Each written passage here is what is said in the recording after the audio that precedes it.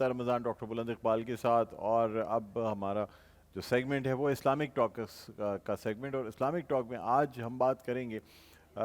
یوم فتح کے حوالے سے، یعنی جب اللہ تعالیٰ نے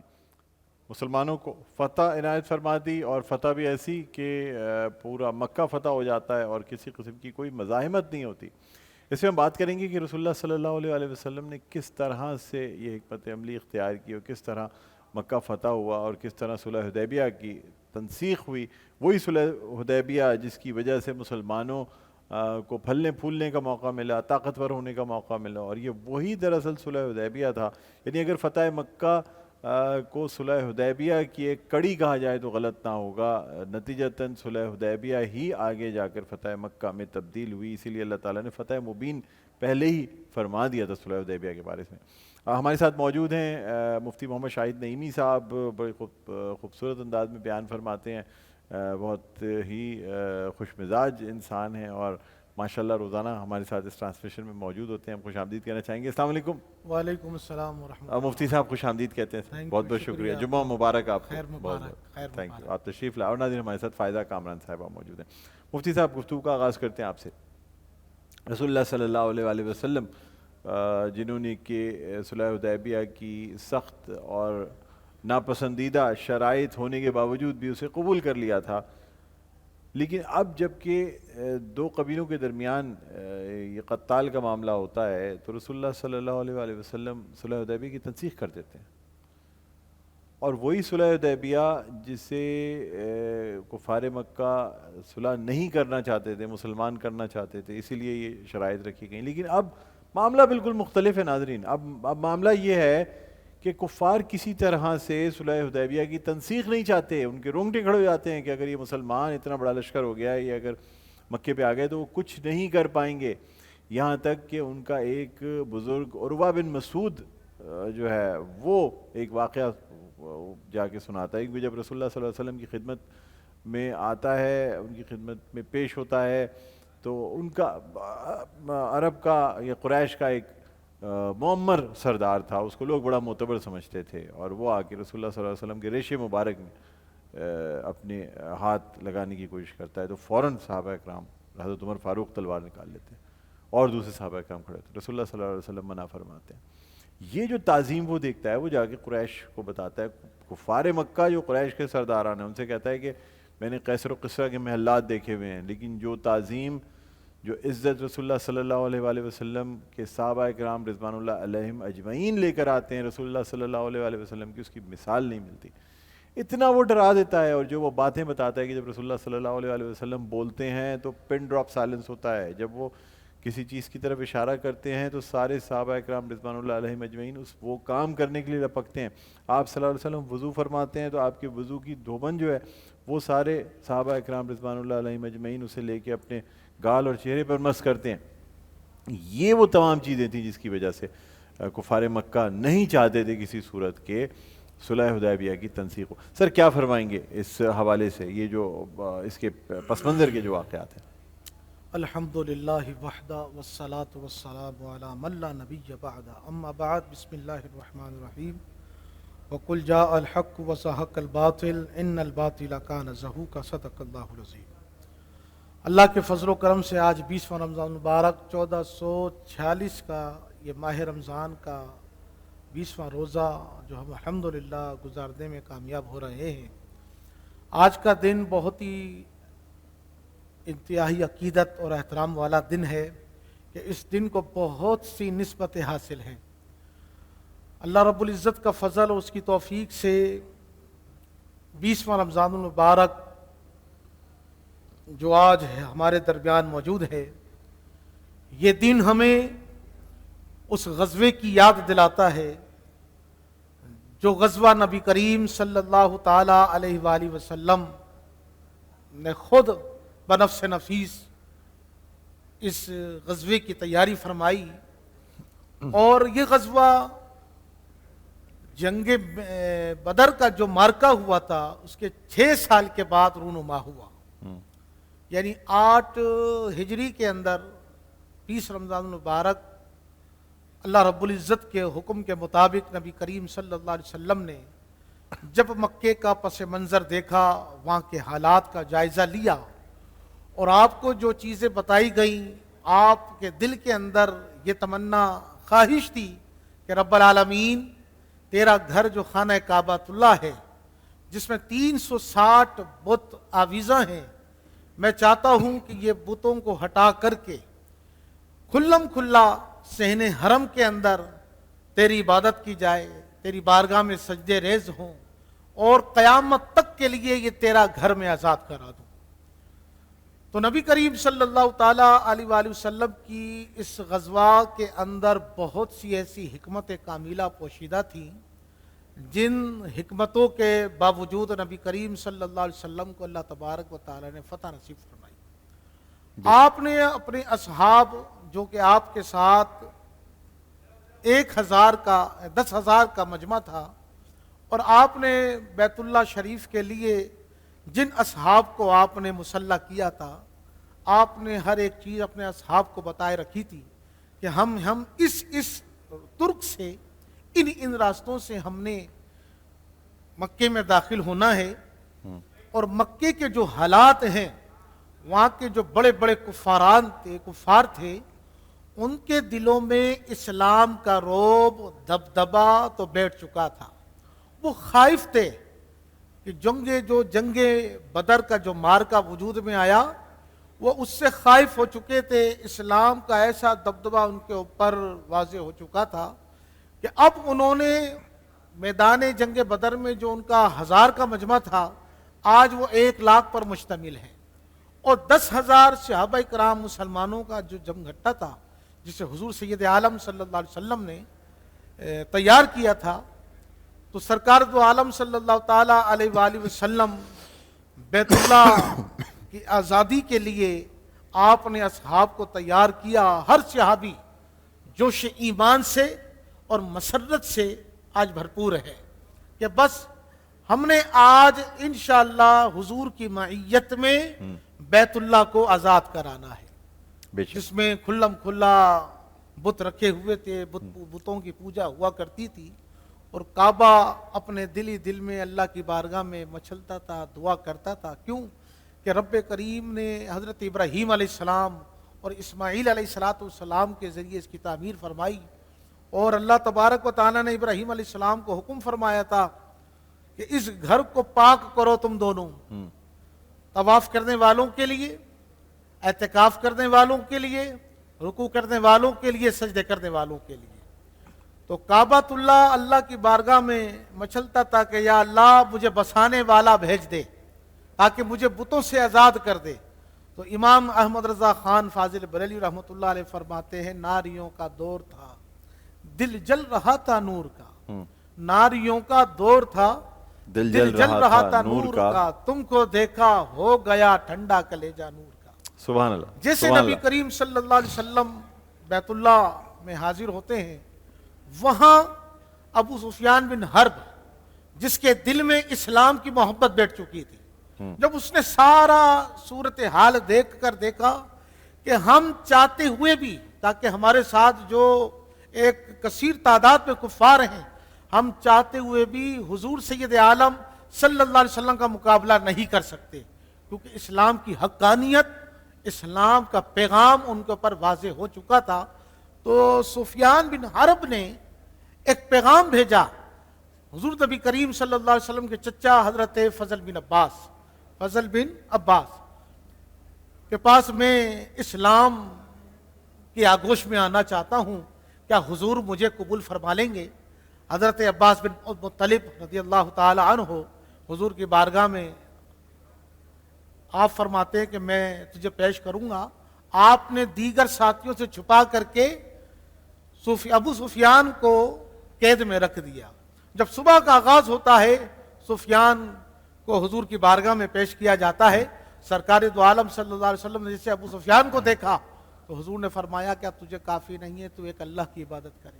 تو محمد مصطفیٰ صلی اللہ علیہ وسلم کو اللہ کا رسول تسلیم کرے۔ حضرت سفیان کہتے ہیں، یا رسول اللہ صلی اللہ علیہ وسلم، مجھے کلمہ پڑھا کر مجھے اسلام کے آغوش میں چھپا لیجئے۔ حضرت سفیان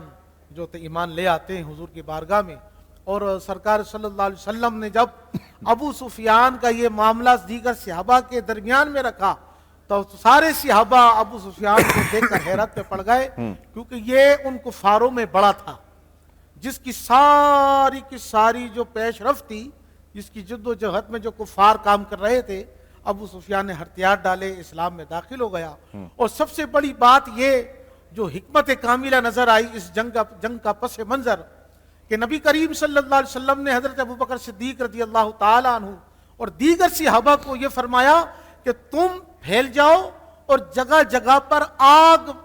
لگا دو، برپا کر دو۔ جب ان کفاروں نے دیکھا کہ اتنی بڑے پیمانے پر یہ آگ پھیلی ہوئی ہے، وہ آگ اگر ایسی آگ تو ہم نے کبھی عرفات میں مینا میں نہیں دیکھی، کہ تو بہت بڑی تعداد میں لوگ ہیں، اگر ہم ان کے مقابلے میں آتے ہیں تو یہ ہمیں تہس نہس کر کے رکھ دیں گے۔ یہ حضور کی حکمت کاملہ تھی جو کام کر گئی، ورنہ یہ وہ جنگ بدر ہے۔ ابو سفیان کے بارے میں آپ نے فرمایا، اور ابو سفیان کی ایک صاحبزادی کا نکاح جو ہے، نہیں ام حبیبہ جو کہ رسول اللہ صلی اللہ علیہ وسلم کے نکاح میں تھی، جی جی، اور جب ابو سفیان اس گھر جاتے ہیں تو وہ ام المومنین حضرت ام حبیبہ رضی اللہ تعالی عنہا آپ صلی اللہ علیہ وسلم کے بستر پر بیٹھنے سے منع فرما دیتی، کہتی نبی کا بستر ہے، ناپاک ہو جائے گا، آپ ایمان کی حالت میں نہیں، آپ اس بستر پہ نہیں بیٹھ سکتے۔ ام حبیبہ کے پاس جب جاتے ہیں تو ام حبیبہ حضور کا بستر پلٹ کر رکھ دیتی ہے، اے میرے والد، یہ حضور کا پاک طیب طاہر بستر ہے، آپ نجس ہیں، ناپاک ہیں، پلیت ہیں، آپ حضور کے بستر پر نہیں بیٹھ سکتے۔ تو حضرت سفیان جب یہ دیکھتے ہیں تو ان کے دل میں اور ہیبت بیٹھتی ہے کہ میری بیٹی ام حبیبہ مجھے منع کر رہی ہے، واقعی یہ محمد عربی صلی اللہ علیہ وسلم ہے۔ آپ کے دل میں اسی وقت اسلام کی محبت بیٹھتی ہے، اور آپ نے مطالبہ کیا حضرت عباس بن عبد المطلب سے کہ میں حضور کی بارگاہ میں آ کر میں اسلام قبول کرنا چاہتا ہوں، کہ حضور مجھے کلمہ پڑھا کر مسلمان کریں گے۔ جب سرکار کی بارگاہ میں ابو سفیان جو کہ سب سے زیادہ رسول اللہ صلی اللہ علیہ وسلم کے مخالف تھے، اور ہر صورت میں جو ہے نا وہ کسی صورت نہیں چاہتے تھے کہ محمد رسول اللہ صلی اللہ علیہ وسلم جو ہیں وہ اللہ تعالیٰ کا یہ پیغام لوگوں تک پہنچائیں، اس لیے کہ انہیں اپنی جو حکومت تھی اس وقت وہاں خانہ کعبہ کا کنٹرول اور وہ ساری چیزیں وہ کمزور ہوتی ہوئی نظر آ رہی تھیں۔ ابو سفیان کو اندازہ ہو گیا تھا کہ اگر رسول اللہ صلی اللہ علیہ وسلم کا یہ پیغام لوگوں تک جاتا ہے تو پھر جو سرداران قریش ہیں ان کی کوئی طاقت، ان کی کوئی اہمیت نہیں رہ جائے گی۔ اچھا، یہ بھی آپ سے جاننا چاہوں گا کہ فتح مکہ کے موقع پہ جس طریقے سے خانہ کعبہ کا دروازہ کھول کے اور سارے بتوں کو توڑا گیا، اور پھر یعنی جس طریقے سے حق آ گیا اور باطل مٹ گیا، اور بے شک باطل مٹنے کے لیے یہ مطلب بالکل مزاحمت ہی نہیں ہوئی، یا کیونکہ رسول اللہ صلی اللہ علیہ وسلم کی ریش مبارک سے آنسو جاری تھے، تر تھی آپ کی ریش مبارک آنسوؤں سے، اور آپ کی جو ریش مبارک ہے وہ اونٹ کی کوہان سے جا لگ رہی تھی، اس قدر عاجزی اور انکساری سے آپ اونٹ کے اوپر سوار تھے کہ اونٹ کی جو کوہان ہے اس سے آپ کی ریش مبارک لگ رہی تھی۔ تو اتنا بڑا فاتح جو کہ اتنا بڑا شہنشاہ اتنے بڑے لشکر کے ساتھ آ رہا ہو، اور ایک ایسی جگہ آ رہا ہو جہاں اس کی زندگی اجیرن کی گئی ہو، جہاں اتنے مظالم ڈھائے گئے ہوں، شیب ابی طالب سے گزرے ہوں، لیکن کسی قسم کا کوئی بدلہ نہیں، کوئی انتقام نہیں۔ کوئی ایسی مثال ہے تاریخ میں؟ ایسی کوئی مثال نہیں ہے کہ جس پر نبی کریم صلی اللہ تعالیٰ علیہ وسلم کو اللہ تبارک و تعالیٰ نے اتنا وسیع قلب عطا فرمایا تھا۔ حضور علیہ الصلوۃ والسلام اتنے نرم طبیعت کے تھے کہ نبی کریم علیہ الصلوۃ والسلام کی ذات سے بدلے کی تو امید ہی نہیں تھی، کہ حضور علیہ الصلوۃ والسلام پر ان تمام معاملات سے پہلے جو مکے میں آپ کے اوپر مصیبتوں کے پہاڑ توڑے گئے، حضور علیہ الصلوۃ والسلام حضرت عمر رضی اللہ تعالی عنہ کو فرماتے ہیں، عمر مجھے وہ سارے معاملات، ساری گھاٹیاں مجھے یاد ہیں جو بچپن سے لے کر میری جوانی تک جو مجھ پر مظالم ڈھائے گئے تھے، لیکن اللہ نے مجھے اپنا حبیب بنایا ہے، اللہ نے میری طبیعت کو اتنا نرم فرمایا ہے کہ میں کسی سے بدلہ لینے کی جرت نہیں رکھتا، نہ میں اس کو پسند فرماتا۔ تو حضرت عمر رضی اللہ تعالیٰ عنہ کا ہاتھ پکڑ کر سرکار دو عالم صلی اللہ علیہ وسلم جب بیت اللہ کے صحن میں آ رہے ہوتے ہیں تو سرکار علیہ الصلوۃ والسلام عمر کو فرماتے ہیں عمر آپ کے ہاتھ میں تیر تھا، اس تیر سے نشاندہی کرتے جا رہے تھے، عمر ان بتوں کو خانہ کعبہ سے نکالو اور ان کو توڑ دو، تہس نہس کر دو۔ حضرت عمر فرماتے ہیں میری خوشی کا کوئی انتہا نہیں، میں خوشی سے پھولے نہیں سما رہا تھا کہ کریم آقا علیہ الصلوۃ والسلام کی چشمان رحمت سے جو آنسو جھلک رہے تھے وہ یقیناً خوشی کے آنسو تھے۔ سرکار علیہ الصلوۃ والسلام فرماتے ہیں مجھے اتنی خوشی تھی اس وقت کہ آج میں اس حرم کعبے کو آزاد کرانے آیا ہوں جو رہتی دنیا تک اسلام کا مرکز رہے گا، اور یہ کامیابی، یہ فتح، یہ آپ کے صحرے پر اللہ تبارک و تعالیٰ نے ماتھے پر یہ صحرا رکھا۔ حضرت عمر فرماتے ہیں میں خانہ کعبہ کے اندر داخل ہوا اور یہاں تک کہ انہوں نے جو بتوں کے مجسمے بنا کر کونوں میں رکھے تھے تصویریں، میں ایک ایک کو توڑتا جا رہا تھا اور باہر پھینکتا جا رہا تھا۔ یہی وہ معاملہ اس میں تھا۔ مختلف روایات اور بھی ہیں، ایک طرف یہ بھی ہے کہ رسول اللہ صلی اللہ علیہ وسلم کی جو چھڑی تھی، جی جی رسول اللہ صلی اللہ علیہ وسلم اس چھڑی سے اشارہ کرتے تھے جی جی اور بت گرتے تھے۔ بت گرتے۔ پھر ایک روایت یہ بھی ہے کہ حضرت علی کرم اللہ وجہہ، چونکہ جو اوپر رکھے ہوئے بت تھے ان تک پہنچنا مشکل تھا، تو رسول اللہ صلی اللہ علیہ وسلم نے اپنے جو بھتیجے تھے ان کو اپنے کندھوں پہ بٹھایا اور کہا کہ پھر حضرت علی نے جو اونچے والے بت تھے وہ گرائے۔ جی جی یہ ساری روایات بھی موجود ہیں۔ کئی طرق سے روایتیں مختلف ہیں۔ ایک روایت حضرت بلال بن رباح، وہ حضور سید عالم صلی اللہ علیہ وسلم نے جب بتوں سے پاک کرا دیا تو حضرت بلال کو حکم دیا کہ آپ کعبے کی چھت پہ کھڑے ہو جائیں اور کلمہ حق بلند کریں۔ تو حضرت بلال نے وہاں کھڑے ہو کر اللہ کی اذان تیز آواز سے، آپ کی آواز اتنی گونجی کہ مکے کی گلیوں میں آواز گونج رہی تھی اور سرکار خوش ہو رہے تھے۔ سرکار حضرت عمر کو مخاطب ہو کے فرماتے ہیں عمر آج میرا سینہ چوڑا ہو چکا ہے، آج میں اس کامیابی کے اندر قدم رکھ چکا ہوں کہ جس کے لیے حضرت ابراہیم اور حضرت اسماعیل نے دعا مانگی تھی۔ اے اللہ اس کعبے کی تعبیر ہم کر رہے ہیں، اس کعبے کو بسانے والا بھی میری اولاد میں سے پیدا فرما۔ سبحان اللہ۔ تو حضور سید عالم صلی اللہ علیہ وسلم خود فرماتے ہیں کہ میں بنو اسماعیل سے ہوں۔ تو اللہ تبارک و تعالیٰ نے یہ دعا حضرت ابراہیم علیہ السلام کی دعا قبول فرمائی اور آپ کی اولاد سے حضور سید عالم صلی اللہ علیہ وسلم کو منتخب فرما کر ہی اور یہ صحرا آپ کے سر پر سجایا۔ آج دنیا دیکھ رہی ہے، آج کعبے میں آج لوگ جمع ہیں، اس کے ارد گرد کے پھیرے لگا رہے ہیں، طواف کر رہے ہیں، زمزم پی رہے ہیں، یہ سب آج ہی کے دن کا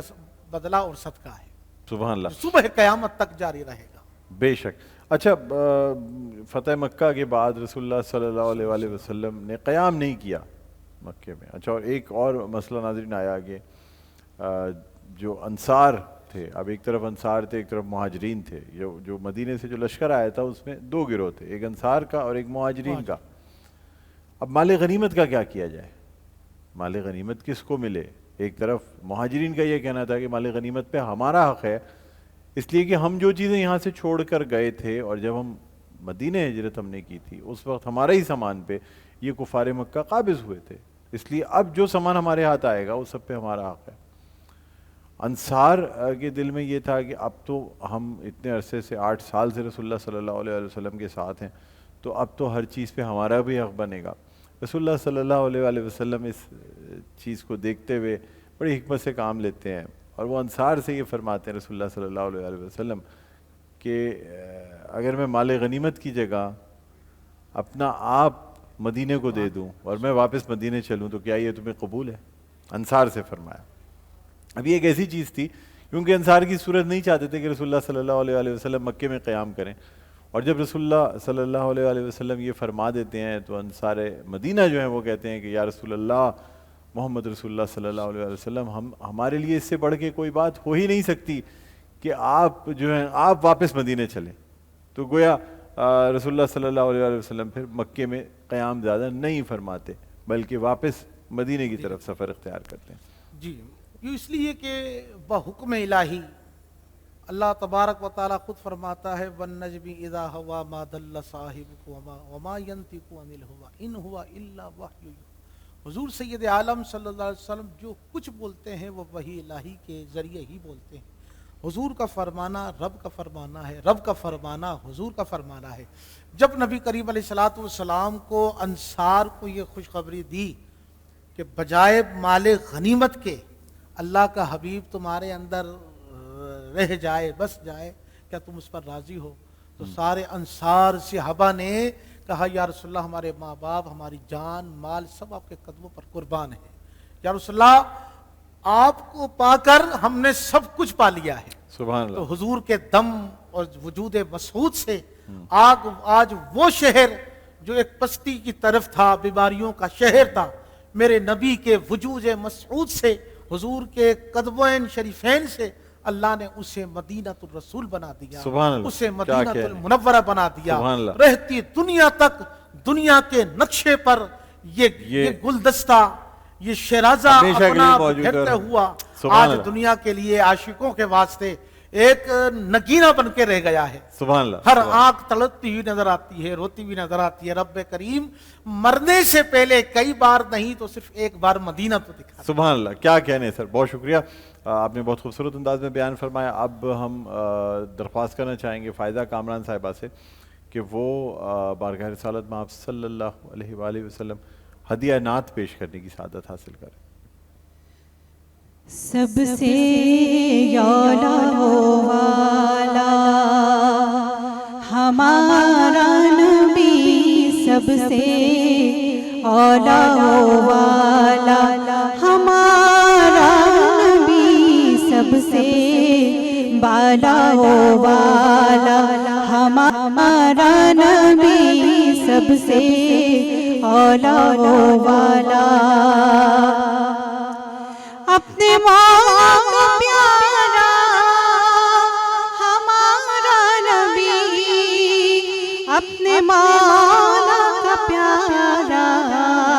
ہمارا نبی، دونوں عالم کا دولا ہمارا نبی، دونوں عالم کا دولا ہمارا نبی، سب سے یعلا والا، اور کون دیتا ہے دینے کو منہ چاہیے، کون دیتا ہے دینے کو منہ چاہیے، دینے والا ہے سچا ہمارا نبی، دینے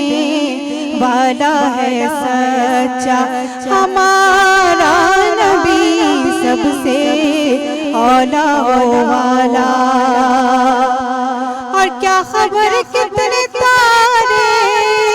کھلے چھپ گئے، کیا خبر کتنے تارے کھلے چھپ گئے، پر نہ ڈوبے نہ ڈوبا ہمارا نبی، پر نہ ڈوبے نہ ڈوبا ہمارا نبی، سب سے اولا والا، اور غمزدوں کو رضا متا دیجے کہ ہے، غمزدوں کو رضا متا دیجے کہ ہے، بے کسوں کا سہارا ہمارا نبی، سب سے اولا والا ہمارا نبی، سب سے اولا والا۔ سبحان اللہ، سبحان اللہ، جزاک اللہ، بہت شکریہ فائزہ کامران آپ کا، مفتی صاحب آپ کا بہت بہت شکریہ۔ ناظرین یہاں ہم ایک وقفہ لینا چاہیں گے، وقفے کے بعد دوبارہ آپ کی خدمت میں حاضر ہوں گے، کہیں نہ جائیے گا، دیکھتے رہیے مرکزی نشریات، مسکراتا رمضان، ڈاکٹر بلند اقبال کے ساتھ۔